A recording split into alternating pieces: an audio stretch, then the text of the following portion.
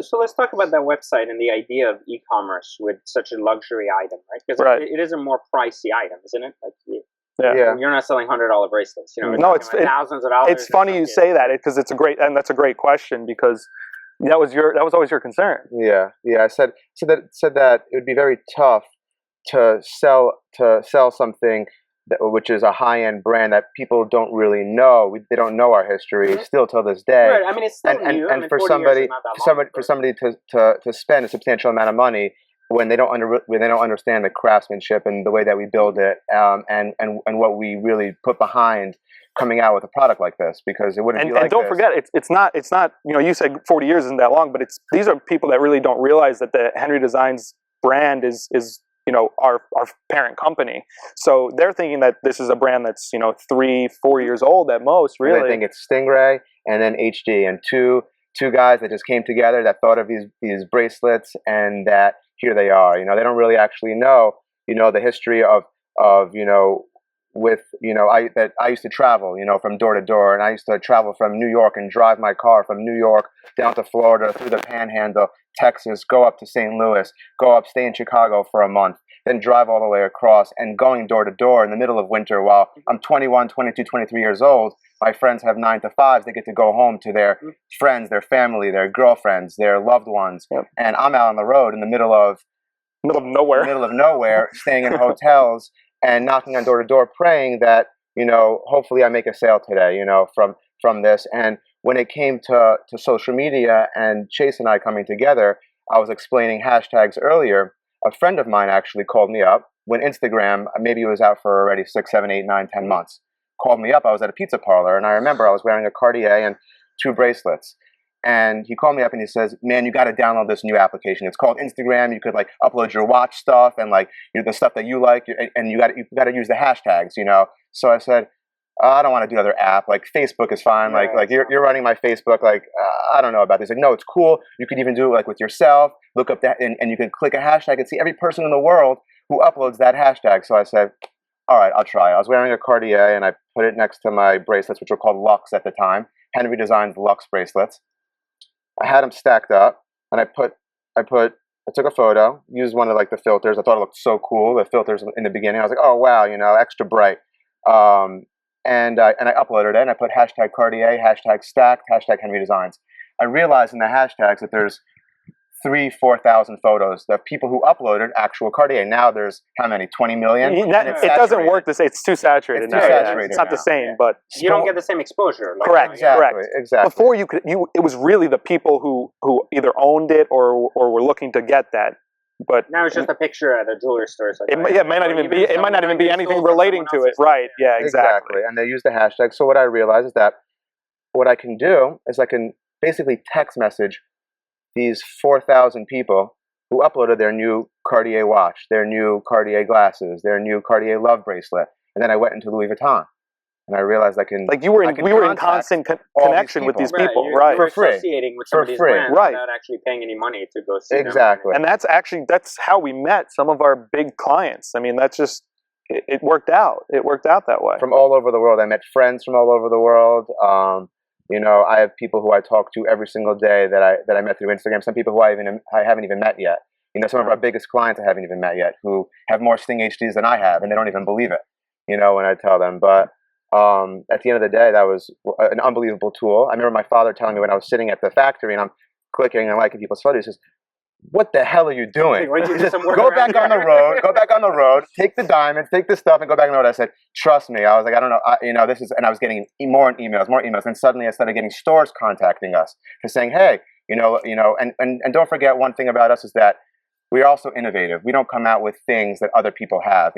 I didn't just have something. I wasn't liking people's photos because I had something that somebody else had. I wanted to share with people these bracelets that I had. That's why I traveled the country, and as well as our high-end diamond jewelry that we manufacture in the U.S., and we pride ourselves behind that and our quality, because most people now are manufacturing everything overseas, trying to cut costs the best way possible.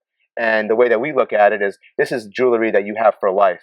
This isn't something that you just buy and throw into a drawer. Right, because a lot of stuff you buy out there is just for a month, 5 months. Exactly. Right. Like a watch you wear forever, or you keep trading for a different watch or whatever it is, and you wear them.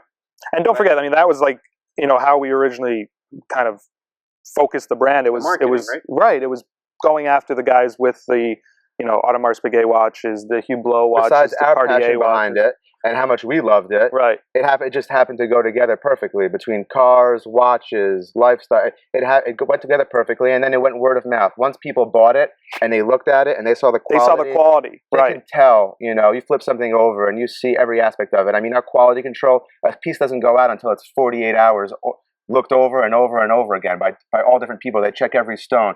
Every piece is looked over. It's not like we just. Right. It's not Sean and I. We have an incredible team which we wouldn't be here if it wasn't for them. And our headquarters is in New York. Our staff is there, and it's without them we have an incredible head designer who creates as Sean said, creates the pieces from wax molds, and it's a dinosaur way of doing it. It takes a brick of wax and carves just like that. So, but that's how you can get the true the intricacy. But so how did you guys overcome the whole? I mean, you were saying earlier, like now they're online. Like how did you have to change? I guess your thinking about the brand to actually get or convince people for a new brand to spend $3,000 on a computer, not by calling you and saying, "Hey, I know you. Like just give me this configuration. Is this right? Is this wrong?" It was it was really we first of all we designed the website in a way where you can. I don't know if you've ever built, like a sneaker online where you can actually watch it come to life. Sure, yeah. It's the same thing. Like you can actually go on our website, it's stinghd.com and customize every single one of our pieces. Meaning you can click the color you want. You can click the metal you want. If you want pure silver, yellow gold, rose gold, our black platinum option. And then you can also click the stone that you'd like. And you're watching the bracelet come to life. And I think that's probably a huge factor in why people are willing to, I think it's that. I think it was that vision of actually creating your own, and then they could when you pick when you have to measure your wrist, for example, and on the website we have a clickable guide where you can actually print it out, and then you could put a tape measure around your wrist, exactly, right, and you get your wrist size, and every piece is actually made for you, and exactly to your wrist specifications. As more people started wearing it, and word of mouth kept going, and they saw the retail stores that were in, and the people who stood behind the brand, I think that really, it really allowed people to go on the website and say, what, if this person has it, there must be something about it. And don't forget, these are people who, clients that will buy one bracelet, and maybe they'll start with a,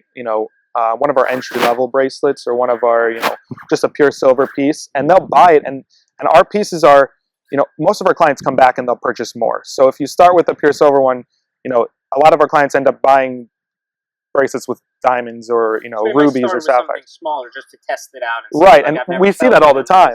But then you're willing to spend like $5-6 grand. And even if you're not, don't forget we have retailers in over 20 countries. Basically around the world, where if you want to go into a store and try on a bracelet or see it in person, you have that option to do so. So we're definitely going to talk about retail distribution in a second, because I think it's something that I keep watching you guys on social, like, oh, we got in this store, we got in this store. And I'm like, what are these guys doing? How do you keep getting in all these big stores, and congratulations, by the way, on some of those bigger stores you did get into. We'll talk about that in just a moment. Thank you. In general, though, when you guys, one of the things that was interesting to me is, when I think of Louis Vuitton, I think of a brand that never discounts. I think of a brand that never gives has a special sale or something. Even on Black Friday, you're like, hey, can I get something off? Like, go away. I tried, but and I kind of feel the same way with your brand. I don't think you guys never offer sales or anything, right? We don't, and that was something that Sean and I and our entire team spoke about. Going into it is we're never going to discount our brand. We're not a discount brand. We believe that the value of the brand, and if you're going to be a customer of ours, we want you to know that if you are investing in our pieces, we're not just going to turn around and then go discount them at a later date, or it doesn't. It's just this is something. This is a piece of jewelry. It's something that's supposed to last you for life. In our aspect, if you're discounting it, I think it ruins the aspect of getting something like this, because then you look down the road and you say, oh, let me wait till they have a sale. We have basic style. Everything that we've done, we thought of ourselves in that aspect. We don't look at anybody else's brand, etc. So I mean, the aspect of It's value proposition. of discounting, I think, ruins it for everyone. You know, if I went and bought something and I saw 3 months down the road, I bought something for $10,000 from a 35% off sale. That How does that going to make you feel? Yeah, it's a big deal, right? Right, Because exactly. especially with a high ticket item, like you're talking about a $5,000 purse or a $4,000, $2,000. Not to mention, how does that make the brand look? If if they can, discount that much, we couldn't do that. We don't have the option to even do that. You know, if a brand can do that, then they're clearly marking their prices up way too high.